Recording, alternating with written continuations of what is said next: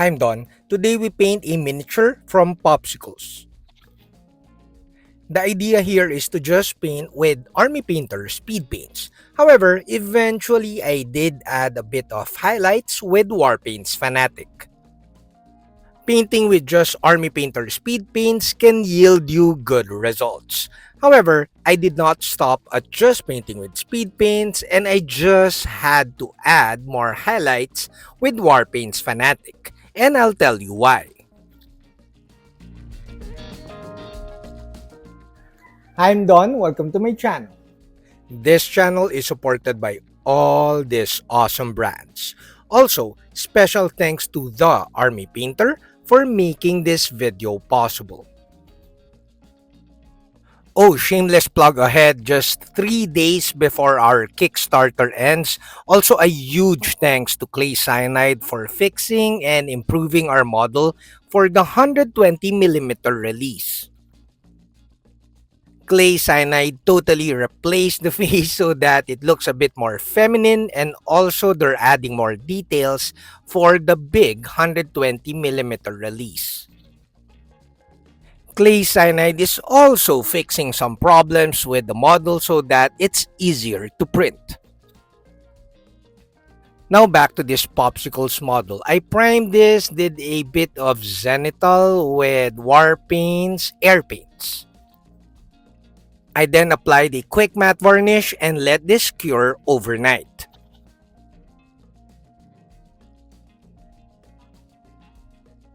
Like I said earlier, the plan is to just paint with speed paints and have a finished model just with Army Painter speed paints. But I wasn't really that happy with the result. Speed paints in general render really well over highly detailed surfaces, so it wasn't a problem with this miniature because this miniature from Popsicles has pretty good details. Also, you'll notice in this video that multiple layers of speed paints or even like an addition of some passes of washes will yield you the best results because it will give you better color depth. Also, of course, adding more shades on the shade areas of the miniature will help make your miniature pop on the table. Now, the main problem with the painting of this miniature started when I painted the loincloth because I was so undecided with the painting or the color of the loincloth and the weapons. I simply painted all the other parts with hardened leather. Hardened leather is an orange-brown color, which is a pretty good base painting if you are undecided with the color of tiny details or even like major parts like loincloth or even weapons. Painting the hair with Tyrian navy was a good call though. I should have painted the loincloth in similar color to break down all the browns. The base was simply painted with camo cloak, which is an olive green color. This base will help make the miniature pop because it's like almost a complementary-ish color of the brown colors. Not seen on the video or will never be obvious in videos is that when you're applying multiple layers of speed paints or even washes on top of speed paints, you need to let the previous layers dry. I let previous layers dry for roughly around 15 minutes. However, it's important to note that I live in the Philippines, which is hot and humid. So paints dry a little bit faster and the curing time is also a little bit faster. After painting the base, we have a good generic color for our miniature.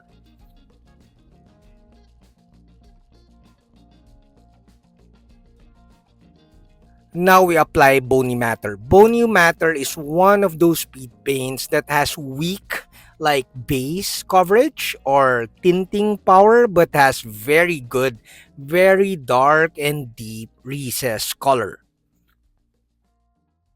So I simply applied bony matter all over the miniature. This is like applying Agrax shade all over the miniature for more contrast.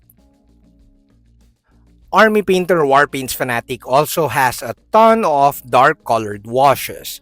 In this video, I added like I think strong skin shade, and they also have strong shade and dark tones, which are great to add more contrast to your painting.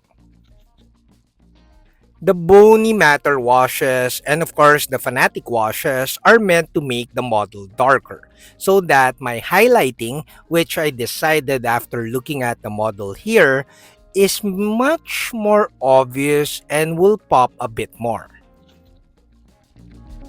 But as you can see, you could paint with just speed paints and the model, the miniature looks fairly good. However, you can see that I cannot avoid coffee stains. I fix coffee stains via highlighting. Now at this point of the painting process, I add more highlights. I always start by adding highlights and refining the painting of the skin. After painting more highlights on the skin and eventually painting highlights on the base, the olive green base, I decided to reset the painting of the loincloth and the weapons. I needed a good separation between the armor parts and the loincloth, and I need the model to pop a bit more. So I decided to add a bit more reddish brown painting to the loincloth. Now for the weapons, if the weapons were like orc weapons and will be painted like it is rusted, the brown color is fine as its base color. However, it will be a shiny steel finish, so I decided to paint it black and then eventually layer up gray so that I could do NMM. Now painting the loincloth reddish brown and of course resetting the painting of the weapons made like it gave more separation to the different elements of the miniature. So it was a good call. Now at this point of the painting process, it's just a matter of highlighting the miniature and also making sure that the highlights are positioned on the top left area of the miniature. Depending on the amount of highlighting you add to the model, you may also apply a bit more washes again after the highlighting process. This will tone down your highlights if you applied too bright, if your colors or your highlights are a little bit too bright. Now, before our final thoughts, I would like to thank all of you guys, my viewers. The channel is growing, and of course, my patrons. And special thanks to Army Painter for making this video possible. Now, I call this Papsikel's Berserker miniature done. After the speed painting, the model looks too brown, and it was a good call when I changed the color of the loincloth and of course the weapons.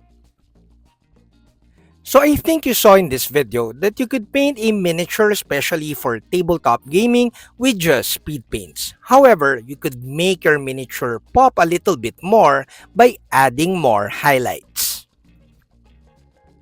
Now I think it's obvious that the amount of highlighting you add and the amount of shades to complement the highlighting you add will make your painting more beautiful. It was easy to paint this miniature though, and I had so much fun since popsicles do beautiful sculpts. Now in terms of the time spent on painting this miniature, I think it took me, roughly just an hour to paint with the speed paints. However, with the highlighting, I think I spent roughly around 4 hours. Of course, you could spend less time in the highlighting of this miniature after the speed painting. However, it won't look as good as what you see in the video right now. So even though you could paint fairly good miniatures with just the Army Painter speed paints, if you're painting a commander or you're painting your unique character for a campaign, I would recommend you spend a little bit more time on adding more highlights. Adding more highlights and layering on top of speed paints has never been this easy because of the new Army Painter Triad system. The Triad system will help you decide on which colors to use and which colors to paint over your speed paint base colors.